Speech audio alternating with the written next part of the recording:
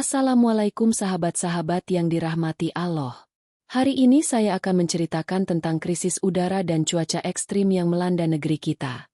Namun sebelumnya saya sarankan untuk menuliskan sholawat Nabi Muhammad agar kelak sholawat ini menjadi saksi untuk mendapat syafaat di akhirat.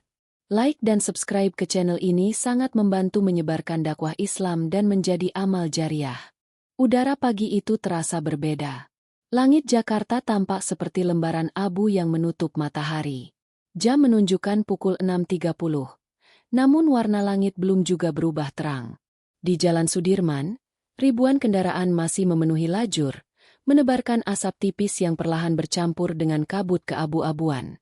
Warga mulai merasakan gatal di tenggorokan. Sebagian menutup wajah dengan masker, sebagian lagi hanya menatap langit dengan gelisah. Di antara kerumunan, Fahri, seorang petugas ojek online yang biasa mengantarkan makanan, menarik napas panjang di balik masker kainnya. Dadanya terasa sesak, tapi ia tetap menyalakan motor. Kerja tetap kerja, biar langit sesuram apapun, gumamnya pelan. Di sisi lain kota, Siti Rahma, seorang guru SD, berdiri di depan jendela sekolahnya di kawasan Rawamangun. Ia melihat anak-anak mulai berdatangan sambil batuk-batuk kecil. Udara di luar seperti kabut tebal yang menggantung di udara. Nilai PM25 mencapai 180. Kategori tidak sehat, namun sekolah tidak diliburkan. Siti menarik napas panjang, lalu menulis di papan tulis. Hari ini kita belajar tentang udara bersih. Suasana kelas sunyi. Beberapa murid menunduk. Sebagian menyandarkan kepala di meja. Siti berjalan ke arah jendela dan perlahan menutupnya rapat-rapat. Anak-anak, tahu nggak, kenapa udara kita kotor hari ini? Tanyanya lembut. Karena banyak mobil, Bu? Sahut seorang anak bernama Arif. Iya, betul. Tapi bukan cuma itu. Ada pabrik, ada pembakaran sampah, ada asap dari luar kota. Dan, mungkin, ada juga karena kita kurang menjaga bumi yang Allah titipkan. Siti menatap mereka satu persatu. Dalam hatinya, ia takut. Bukan hanya takut pada udara yang ia hirup, tapi pada tanda-tanda yang makin sering muncul. Badai tak terduga, banjir mendadak, panas ekstrim, dan sekarang, langit yang tak lagi biru. Sore harinya, ketika Fahri hendak pulang, ponselnya berbunyi keras. Peringatan dini dari BMKG. Waspada hujan lebat disertai petir dan angin kencang mulai malam ini. Fahri menghentikan motornya di bawah jembatan. Angin mulai berembus dingin. Ia menatap ke arah utara, di mana langit tampak lebih gelap dari biasanya.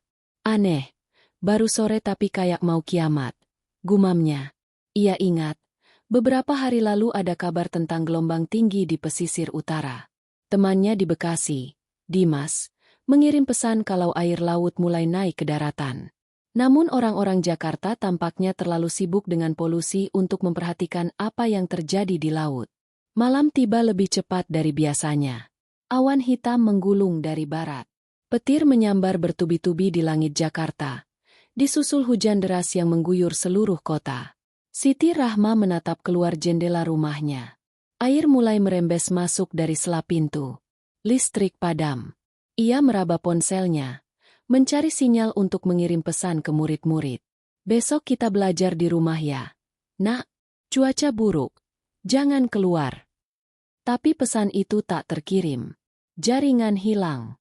Di tempat lain, Fahri yang masih di jalan terjebak banjir di kawasan Kelapa Gading.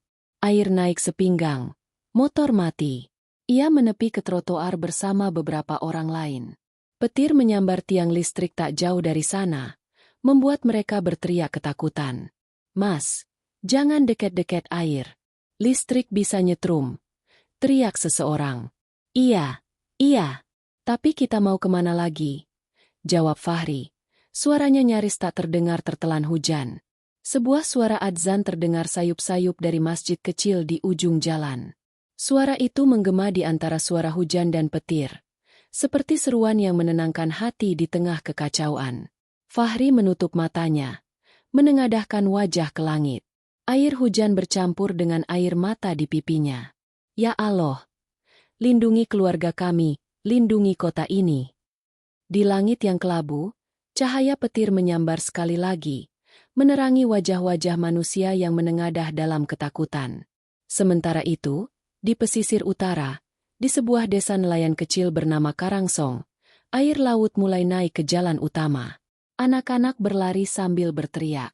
Perahu nelayan terombang-ambing di dermaga, sebagian hanyut terbawa gelombang. Pak Ahmad, seorang nelayan tua, berdiri di tepi pantai sambil memegang tasbih. Ia menatap laut yang marah.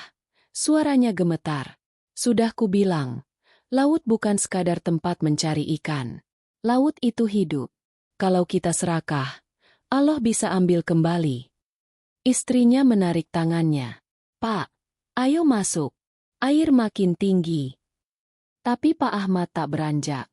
Ia menatap ke arah ufuk jauh, di mana kilatan petir menyambar cakrawala laut, seperti lukisan murka langit.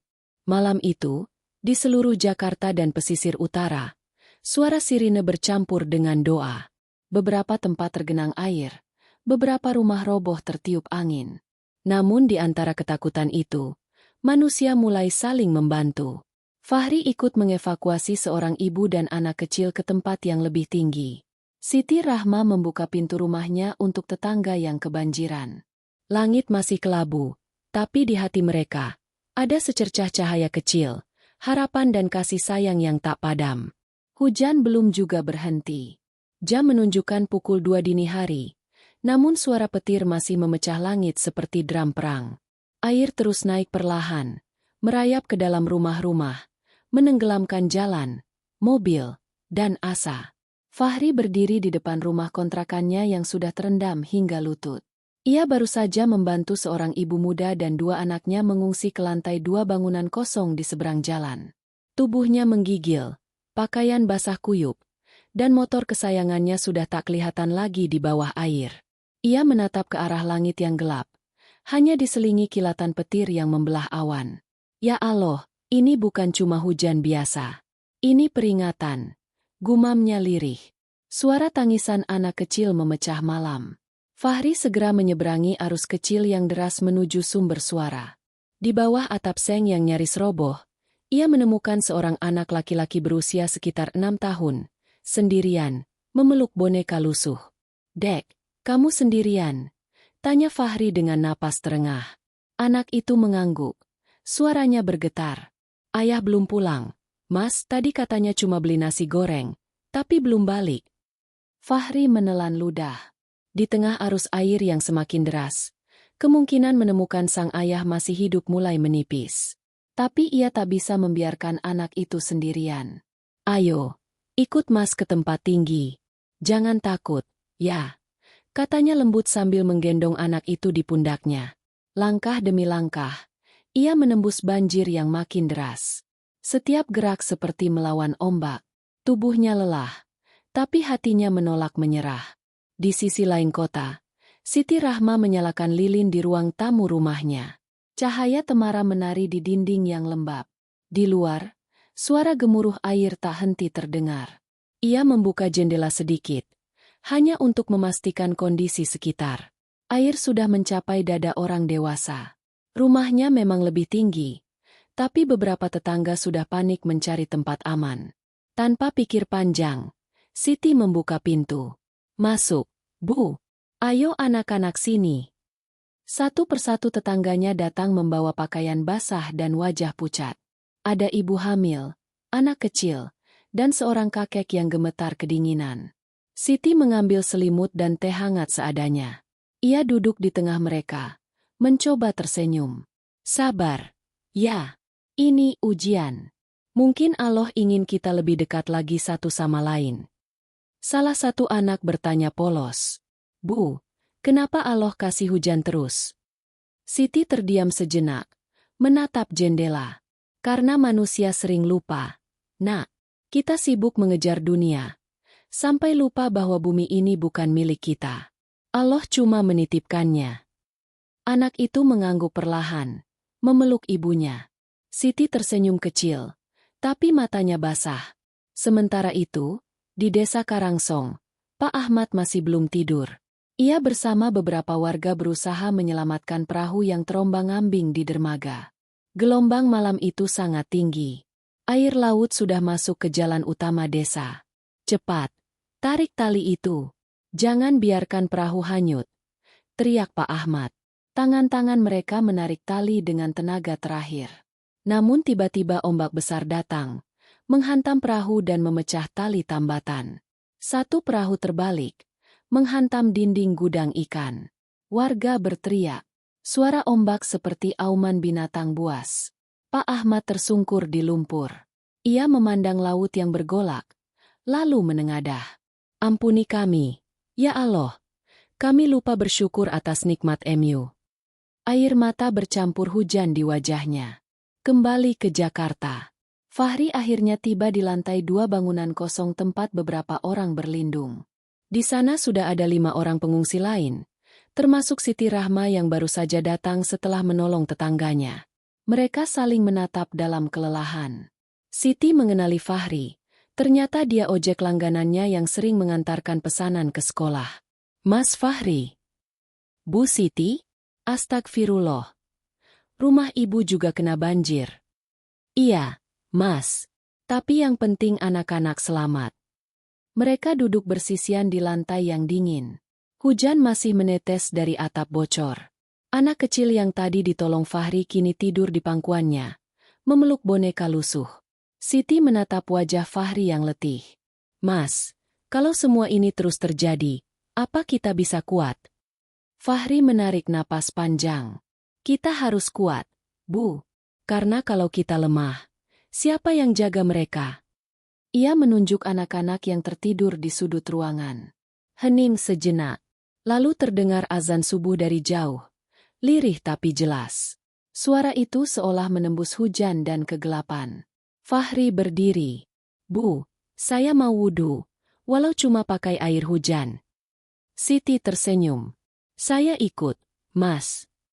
Mereka berdua berdiri di tepi jendela yang pecah. Tangan mereka menadah air hujan, lalu menyapu wajah dengan perlahan. Dalam dingin dan gelap, mereka sholat bersama. Tak ada sajadah, tak ada mukena kering. Hanya hati yang berserah penuh kepada Allah. Iyaka na'budu wa iyaka nasta'in. Suara mereka bergetar, tapi penuh keyakinan. Ketika mereka sujud, suara hujan terdengar lembut, seolah ikut berzikir. Dan di ujung doa, Siti berbisik, Allah, jangan biarkan hati kami sekeras kota ini. Jadikan bencana ini pengingat bahwa Engkau Maha Kuasa. Pagi mulai datang. Langit masih abu-abu, tapi hujan perlahan reda.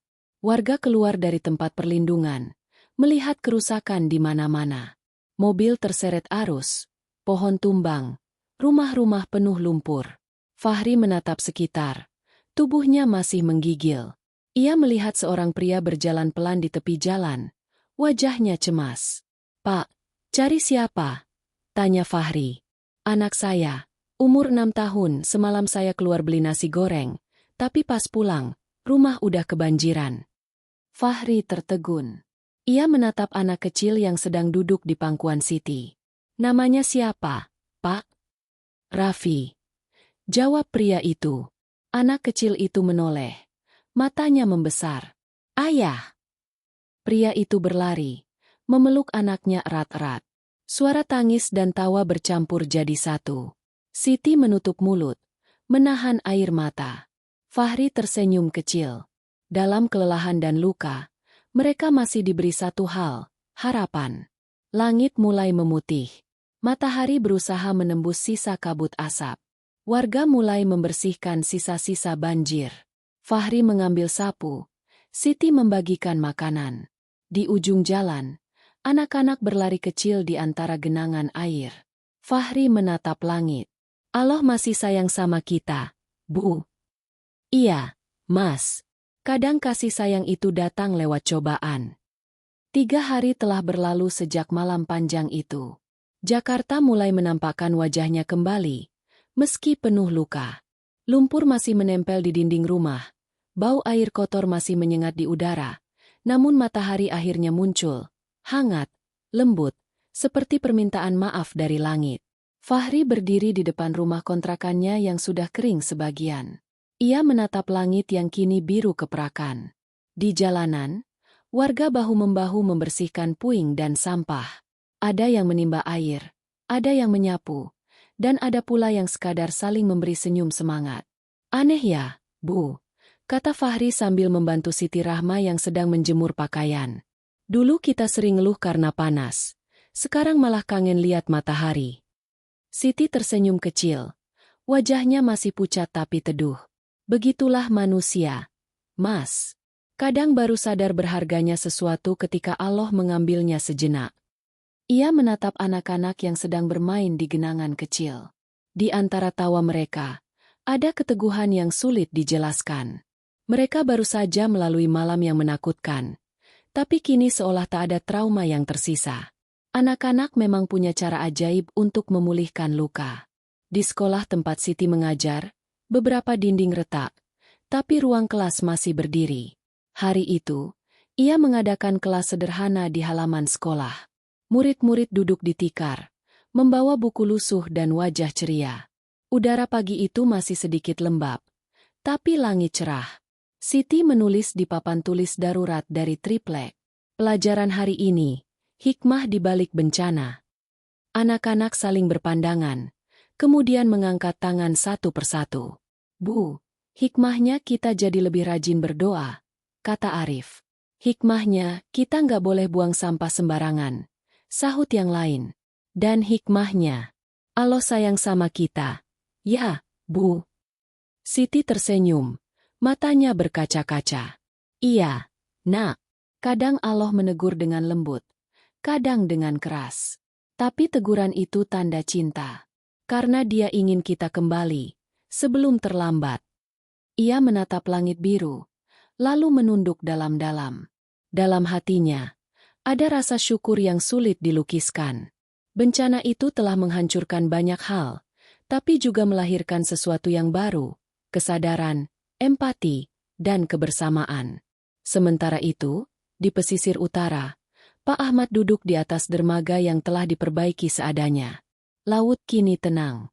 Ombak kecil bergulung lembut, membawa aroma asin yang khas. Di tangannya, tasbih tua terus berputar perlahan. Beberapa nelayan muda datang menghampiri. Pak, gimana kalau kita buat kelompok jaga pantai? Biar nggak buang sampah ke laut lagi. Pak Ahmad tersenyum. Wajahnya teduh di bawah sinar matahari. Itu baru namanya tobat yang nyata. Kalau bumi ini rusak karena tangan manusia, maka manusialah yang harus memperbaikinya. Ia menatap laut, lalu berbisik pelan. Allah, jadikan laut ini saksi bahwa kami belajar dari kesalahan. Hari berganti sore. Matahari mulai condong ke barat, memantulkan cahaya emas di permukaan air yang mulai surut. Fahri dan Siti duduk di pinggir jalan, menatap langit jingga. Di antara mereka, ada secangkir kopi panas dan sepiring gorengan yang dibagi berdua. Mas Fahri, kata Siti lirih. Kamu tahu, kadang bencana bukan untuk menghukum, tapi untuk menyatukan orang-orang yang tadinya terpisah. Fahri menatap wajah Siti, tersenyum. Iya, Bu. Mungkin kalau nggak ada banjir, kita nggak bakal saling kenal. Keduanya tertawa kecil, lalu diam, menikmati suara azan maghrib yang menggema lembut dari masjid yang kini sudah kembali buka. Angin sore berembus pelan, membawa aroma tanah yang basah dan segar. Malam tiba. Di bawah langit yang bersih dari asap, warga berkumpul di lapangan kecil. Mereka menggelar tenda darurat, bukan untuk mengungsi, tapi untuk bersyukur. Ada doa bersama, ada tilawah Quran, dan ada linangan air mata yang jatuh diam-diam. Seorang ustadz berdiri di depan mikrofon sederhana. Suaranya tenang namun mengguncang hati. Saudara-saudaraku, kita semua telah melewati ujian yang berat. Tapi lihatlah, Allah tidak meninggalkan kita. Dia hanya ingin kita kembali sadar. Karena setiap musibah bukanlah akhir, melainkan awal dari taubat dan kebaikan. Semua menunduk. Fahri menggenggam tasbih di tangannya. Siti memeluk seorang anak kecil yang tertidur di pangkuannya. Malam itu bukan malam duka, tapi malam syukur. Keesokan harinya, Jakarta benar-benar cerah. Langit biru, Udara terasa lebih segar, seolah bumi ikut beristirahat setelah amarah panjang. Warga mulai menanam pohon di pinggir jalan. Anak-anak membuat poster bertuliskan, "Jagalah bumi, karena Allah menitipkannya padamu." Fahri kembali bekerja sebagai ojek online, tapi kali ini ia membawa masker dan botol minum dari rumah. Setiap kali menatap langit, ia teringat malam kelabu itu. Malam ketika Allah menunjukkan betapa rapuhnya manusia, namun juga betapa kuatnya doa. Di sekolah, Siti menulis di buku catatannya, "Bumi tak pernah salah. Manusialah yang harus belajar memperbaiki diri." Ia menutup buku itu, lalu berdoa lirih. Ayat penutup hikmah. Allah Subhanahu wa Ta'ala berfirman dalam surah Ar-Rum ayat 41. Telah tampak kerusakan di darat dan di laut disebabkan karena perbuatan tangan manusia. Allah menghendaki agar mereka merasakan sebagian dari akibat perbuatan mereka, agar mereka kembali ke jalan yang benar. Dari kisah ini kita belajar bahwa setiap ujian, setiap bencana, bukanlah murka tanpa makna. Di balik air mata, ada pelajaran tentang kasih sayang, kepedulian, dan kesadaran bahwa bumi ini bukan milik kita, melainkan titipan dari Allah yang harus dijaga.